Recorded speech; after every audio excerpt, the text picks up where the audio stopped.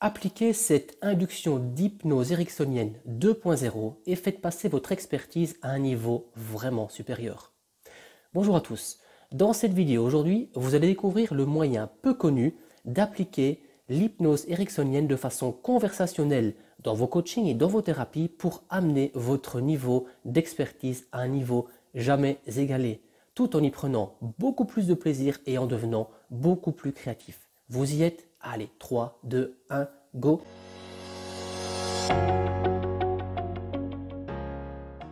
Si vous êtes là aujourd'hui à regarder cette vidéo, c'est que probablement vous aussi, vous vous sentez parfois frustré que vos inductions d'hypnose ericksonienne classiques sont parfois monotones et ne donnent pas toujours les résultats escomptés par rapport aux résultats que vous souhaitez fournir à vos clients. En effet, beaucoup d'hypnothérapeutes ont souvent cette fâcheuse tendance malgré eux de traiter uniquement les symptômes plutôt que de traiter la cause première des problèmes de leurs patients.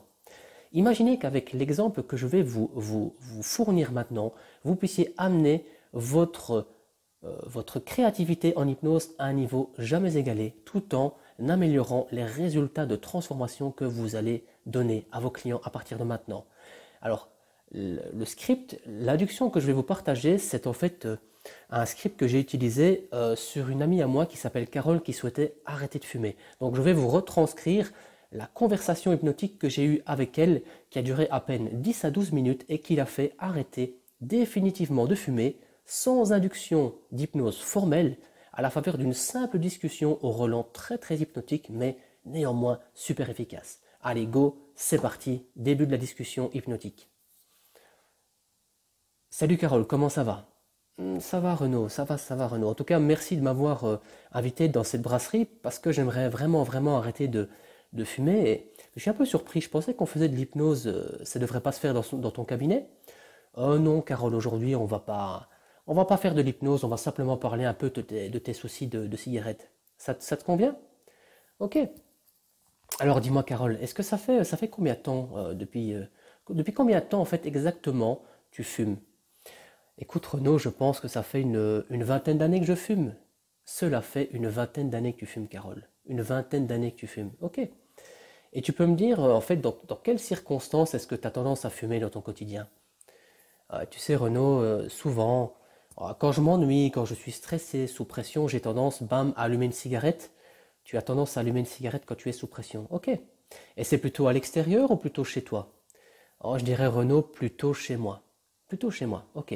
Alors, je fais une petite pause ici. Qu'est-ce que je viens de faire? Dans un premier temps, je vais vraiment attirer l'attention de Carole sur son problème. J'essaie de contextualiser les situations dans lesquelles Carole fume, ça c'est une première chose. J'essaie d'en connaître un peu plus sur son problème. Donc, j'attire l'attention sur son problème. Continuons. Ok Carole, donc tu me dis que quand tu es stressé, quand tu es sous pression, tu as souvent tendance à fumer chez toi. Oui, j'ai souvent tendance à fumer chez moi.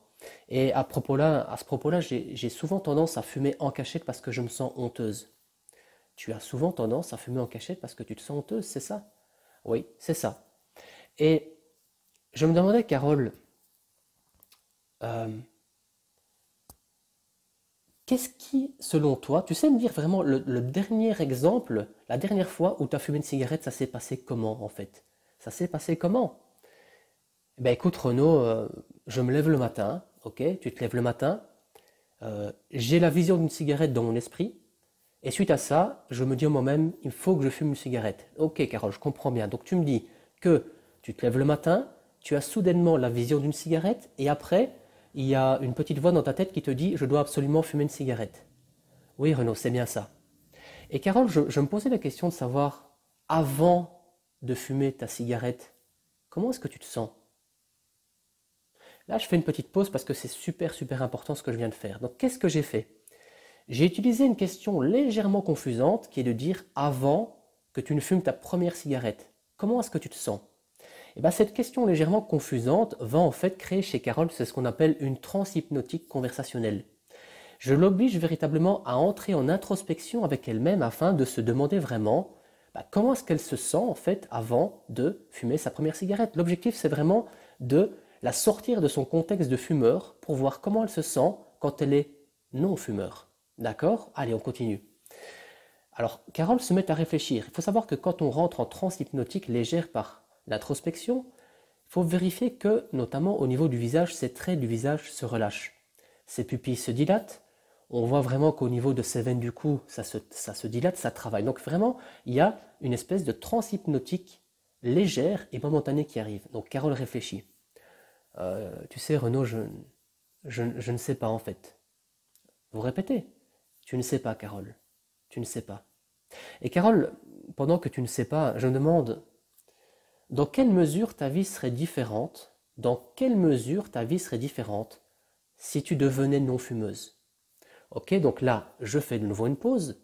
Je continue mon processus d'introspection hypnotique. Pourquoi? Parce que je la plonge dans un avenir désirable, là où elle pourrait devenir non-fumeuse. En fait, je la sors de son contexte de fumeuse pour ouvrir son esprit inconscient à des nouvelles possibilités de devenir non-fumeuse. Et surtout, qu'elle voit par elle-même les avantages qu'elle serait à devenir non-fumeuse, même si elle ne l'est pas encore. On reprend la discussion. Renaud, en quoi ma vie serait différente? Je me sentirais mieux d'être non-fumeuse. Tu te sentirais mieux. Tu te sentirais mieux, Carole, d'être non-fumeuse. Et Carole, je me posais la question, dans quelle mesure cela ferait de toi une personne différente en devenant non-fumeuse? Là encore, vraiment, j'accentue cette introspection. Je la plonge véritablement dans un avenir hypothétique où elle sera non-fumeuse. J'ouvre son inconscient à des nouvelles possibilités. Je serais une personne différente et certainement mieux dans ma peau, mieux dans mon corps. Je fais une petite pause. Qu'est-ce que je fais? Je reformule ce qu'elle me dit, mais en appuyant sur les mots pour que ma reformulation devienne une suggestion. Te sentir mieux dans ton corps, Carole. Te sentir mieux dans ta peau. Oui, c'est ça, Renaud. Me sentir mieux dans ma peau. Et à ce moment-là de la discussion, il faut savoir que la physiologie de Carole a changé parce qu'elle est en introspection hypnotique. Et qui dit introspection dit transhypnotique. Conversationnelle, certes légère, mais transhypnotique. Et qui dit suggestibilité. C'est pour ça que j'en profite pour reformuler ce forme de suggestion. Être une personne mieux dans sa tête et mieux dans sa peau. C'est bien ça, Carole? Oui, c'est bien ça. Et Carole, c'est intéressant ce que tu dis parce que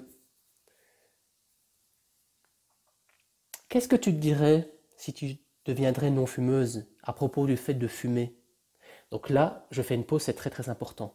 À ce moment-là, je la plonge dans un futur hypothétique et désirable en lui posant la question, qu'est-ce que ça ferait pour toi? Qu'est-ce que tu penserais à propos du fait de fumer si tu devenais non-fumeuse? D'accord? Donc là, finalement, je la fais négocier avec elle-même, en se vendant l'idée de devenir non-fumeuse et de trouver les bonnes raisons du pourquoi c'est une bonne chose de devenir non-fumeuse. Donc elle me répond, elle réfléchit profondément pendant 30 secondes. Elle est en transe hypnotique, elle me dit, je me dirais que c'est mal de fumer. Tu te dirais que c'est mal de fumer. Que c'est mal de fumer. Et vous laissez du silence, vous jouez avec ce silence, vous la laissez vraiment dans cette transe hypnotique, que c'est mal de fumer. Dis-moi, Carole, imagine que là, maintenant, on est dans cette brasserie devant tout le monde, je te demande maintenant de chanter une petite chanson, là, vraiment a cappella. Tu le ferais? Est-ce que tu es vraiment sûr, Renaud? Prends une cigarette, peut-être que ça va te déstresser. Donc, qu'est-ce que j'ai fait là? Là, je passe à une phase de test. Je la teste volontairement dans une situation où elle est mise sous stress. Et je la teste pour voir comment est-ce qu'elle réagirait vis-à-vis de la cigarette. Est-ce que je prendrais une cigarette? Non. Non, je ne prendrais pas de cigarette. Et tu es vraiment sûr de ça? Donc vous testez finalement sa volonté de non-fumeuse. Est-ce que tu le ferais? Tu es sûr que tu ne le ferais pas? Non, je ne le ferais pas. Tu ne le ferais pas. D'accord, tu ne le ferais pas. À ce moment-ci, c'est vraiment, vraiment intéressant parce que, si on récapitule, j'ai attiré l'attention de Carole sur son problème, j'ai utilisé des questions confusantes pour ouvrir l'esprit inconscient de Carole à des nouvelles possibilités. Troisièmement, je teste Carole pour voir comment est-ce qu'elle réagirait face à la cigarette maintenant si je lui demandais de fumer. Vous voyez comme c'est très très intéressant ce processus invisible et conversationnel de façon indirecte à amener la personne à reconsidérer son son souhait d'être non-fumeuse sous un angle différent est beaucoup plus désirable finalement. On continue la discussion. Ok Carole, et je me posais vraiment la question de savoir Carole, mais tu sais, imagine un jour que tu deviennes non-fumeuse, d'accord? Tu deviennes non-fumeuse. Et tu me disais que c'était mal, d'accord? Ça serait mal que tu fumes si tu devenais non-fumeuse, c'est bien ça. Oui, c'est bien ça. Et je me pose la question suivante, Carole. Qu'est-ce qui n'est pas mal à propos de toi-même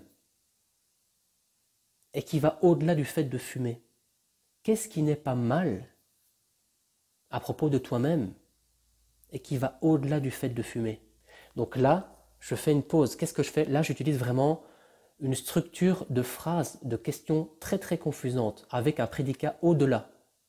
D'accord? Donc là, je la pousse véritablement dans une espèce de confusion hypnotique où je l'oblige littéralement à réfléchir au sens profond de la question. Et là, Carole, elle se fiche sur place. Elle me dit, je ne sais pas, Renaud. Vous ratifiez? Tu ne sais pas. Tu ne sais pas, Carole. Tu ne sais pas. Je t'invite vraiment à considérer ma question. Qu'est-ce qui n'est pas mal à propos de toi-même et qui va au-delà du fait de fumer? Et puis je laisse le silence. Je la laisse avec elle-même en fait. Je la laisse négocier avec elle-même. N'oublie pas, elle est en transe hypnotique légère. Donc elle est très suggestible. Et là, j'ouvre littéralement son cerveau inconscient à envisager un avenir sans cigarette. Je recadre finalement sa perception de la cigarette. Je la laisse avec elle-même. Et elle me dit, je pourrais faire des nouvelles choses, nettement plus constructives. Je pourrais jouer avec mes petits-enfants, sans m'essouffler. Je répète, jouer avec tes enfants sans t'essouffler, Carole. Jouer avec tes enfants sans t'essouffler. Donc là, je reformule en suggérant. Je touche un besoin profond, Carole. Jouer avec ses enfants. Et qu'est-ce qui serait important pour toi, Carole, dans le fait de jouer avec tes enfants? De me sentir épanouie et heureuse en tant que mamie. De te sentir épanouie et heureuse en tant que mamie. Donc là, j'élicite un besoin profond lié à son nouveau statut de non-fumeuse. Te sentir heureuse et épanouie en tant que mamie. Te sentir heureuse, Carole. Et tu sais, Carole, là, on est en train de parler, tu es en train de m'écouter. Et peut-être tes yeux sont déjà fermés ou pas encore, mais... Donc là, vraiment, j'incite Carole à fermer les yeux. On appelle ça la présupposition. Ok, tes yeux sont maintenant fermés, Carole. Et tu sais que tandis que tu as ces yeux fermés, Carole, je ne sais pas si tu sais, Carole, mais tu as un esprit inconscient qui sait déjà toutes ces choses à faire pour que tu deviennes une personne non fumeuse. Alors, à partir de maintenant, Carole, tu peux laisser toutes ces choses se faire à l'intérieur de toi, laisser tout ce processus. Et peut-être que tu peux même, Carole, te déconnecter de toutes ces anciennes associations, à ces anciens besoins, à ces anciens conditionnements, seulement jusqu'au point où tu peux devenir une mamie heureuse et épanouie. Je fais une pause. Qu'est-ce que je viens de faire là? Donc là, au bout d'un moment, Carole était en transe hypnotique, je l'ai invité vraiment à fermer les yeux et à stimuler ses ressources inconscientes, intérieures, internes et externes, afin de créer un processus finalement thérapeutique où son propre inconscient va aller chercher en elle-même toutes les ressources nécessaires pour devenir cette non-fumeuse, puisqu'auparavant je l'ai vraiment ouvert à la possibilité de devenir non-fumeuse. Donc vous voyez comme c'est très puissant. Donc je lui fais fermer ses yeux et je vais vraiment là commencer une espèce d'activation de ses ressources inconscientes. D'accord? On continue la discussion. Ok Carole, tu peux laisser faire toutes ces choses faire. Et tu n'as pas à savoir ce qu'il y a à faire. Il faut juste laisser faire toutes ces choses. Je fais une pause. À ce moment-ci, qu'est-ce que je vais faire dans la discussion? Je vais utiliser une suggestion post-hypnotique. Regardez comme c'est puissant. On continue. Et Carole, tandis que tu es en train de me parler, sous tes paupières fermées, à chaque fois que tes yeux vont cligner, vont vibrer, vont bouger, cela signifie que ce processus inconscient est en train de s'activer. maintenant et plus tard, à chaque fois que tes yeux vont cligner, que tes yeux vont bouger sous ces paupières fermées, cela signifiera que ce processus inconscient, ces ressources inconscientes vont s'activer en toi-même. Donc là, j'utilise vraiment une suggestion post-hypnotique pour conditionner son esprit à continuer le travail en dehors de la discussion. Et on continue. Et là, Carole, tu sais, 20 ans de cigarette, ça ne s'efface pas comme ça. Alors peut-être que ton inconscient va réaliser ce travail lentement. Ou peut-être que tu vas laisser ton esprit inconscient faire le travail à son propre rythme, au rythme de son inconscient, de ton inconscient. Petite pause, qu'est-ce que je fais là? Je laisse le choix à Carole de devenir rapidement non-fumeuse, ou peut-être non-fumeuse plus lentement, d'accord? Je lui laisse un choix, un sentiment de choix qui est limité, certes, parce qu'elle va quand même devenir non-fumeuse, mais je laisse le temps à son inconscient, vraiment, de prendre le temps qu'il faut. Et à ce moment-là de la discussion, je dis à Carole, tu sais Carole, imagine-toi maintenant dans quelques temps, tu es devenue non-fumeuse, et tu invites des amis fumeurs à venir chez toi. Vous êtes en soirée, vous avez fini le repas, et vous décidez d'aller sur la terrasse, boire un verre. Tu es sur la terrasse avec tes amis, ils boivent un bon verre de vin, une cigarette à la main. Qu'est-ce qui se passe, Carole? Et Carole me répond rien. Ah, rien? Même pas envie d'une petite cigarette, tu es sûr? Donc là, je fais une pause, je reteste Carole pour voir ses réactions. Quand vous utilisez l'hypnose conversationnelle de la thérapie, c'est super important de pouvoir tester en direct la réaction de la personne. Tu es vraiment sûr, Carole? Absolument rien, il ne se passe rien, non. J'ai juste envie de profiter de cette soirée en étant non-fumeuse. Tu as juste envie de profiter de cette soirée en étant non-fumeuse. Super, Carole. Est-ce que tu te rends compte de l'énorme bond en avant que tu as fait là dans ta vie de non-fumeuse, Carole? Oui, je me rends compte. Eh bien, je t'invite simplement à ouvrir les yeux, Carole. Et je te dis bravo pour ce que tu viens de faire. Ok, fin de la petite démonstration. Est-ce que vous vous êtes rendu compte de la puissance de ce procédé thérapeutique indirect et conversationnel? Si dès aujourd'hui vous utilisez ce type d'induction ericksonienne de façon conversationnelle, je vous assure que vous allez doubler, tripler vos résultats avec vos clients tout en diminuant la longueur de vos séances et en devenant beaucoup plus créatif, en devenant beaucoup plus ludique. Ça va littéralement transformer votre façon de faire de l'hypnose ericksonienne. Alors si ce que vous venez d'apprendre aujourd'hui vous plaît, eh bien je vous invite simplement à cliquer sur le lien ci-dessous pour participer avec moi à une vidéo d'hypnose conversationnelle où je vais vous apprendre les fondations essentielles de l'hypnose conversationnelle dans la thérapie, dans le coaching, mais également dans votre vie quotidienne pour devenir un communicateur hypnotique d'exception. J'ai vraiment hâte de vous y retrouver parce que ça va vraiment changer votre vie de thérapeute et de personne. Je vous dis à très vite. Ciao, ciao.